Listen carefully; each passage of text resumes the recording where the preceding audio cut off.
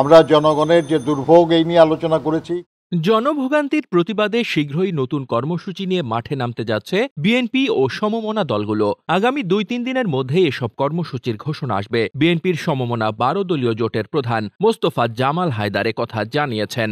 শনিবার বিএনপির সঙ্গে ১২ দলীয় জোটের বৈঠক শেষে তিনি সাংবাদিকদের কথা জানান। বৈঠকে বিএনপির স্থায়ী কমিটির সদস্য নজরুল ইসলাম খান, সেলিম রহমান ও ভাইস চেয়ারম্যান আব্দুল আউয়াল মিন্টু অংশ নেন। বৈঠক শেষে মোস্তফা জামাল হায়দার সাংবাদিকদের বলেন, বিদ্যমান রাজনৈতিক পরিস্থিতি, সমস্যা এবং সংকট সহ নানা বিষয় ২ ঘণ্টাব্যাপী আলোচনা করেছি। ২-৩ দিনের মধ্যে দেশবাসীর সামনে আমাদের পরবর্তী কর্মসূচি ঘোষণা করব। তিনি বলেন, ৫ আগস্টের বিজয় আজকে বিভিন্নভাবে বিপদগ্রস্ত হতে চলেছে। আমরা সবাই উপলব্ধি করছি জুলাই আগস্টের ফ্যাসিবাদ বিরোধী সংগ্রামী মেজাজ সেটা কিছুটা হলেও হারিয়ে যেতে বসেছে। আমাদের ঐক্যে কোথাও যেন একটা চিড় ধরেছে। আমরা এর সমাধান করতে চাই এবং আগামী ২-৩ দিনের মধ্যে সর্বদলীয়ভাবে জুলাই আগস্টে যেভাবে আন্দোলন করেছি, একত্রে ছিলাম, সেভাবে একত্রে পরবর্তী কর্মসূচি ঘোষণা করব।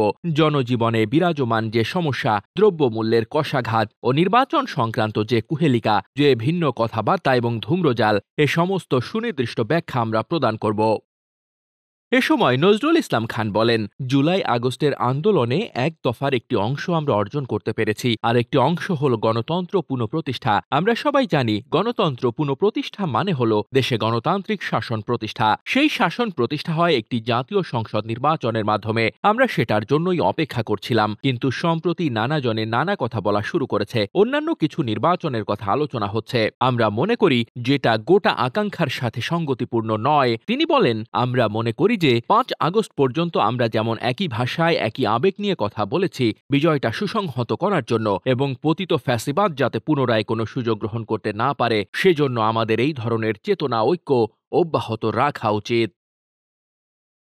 ডেস্ক রিপোর্ট, বার্তা বাজার।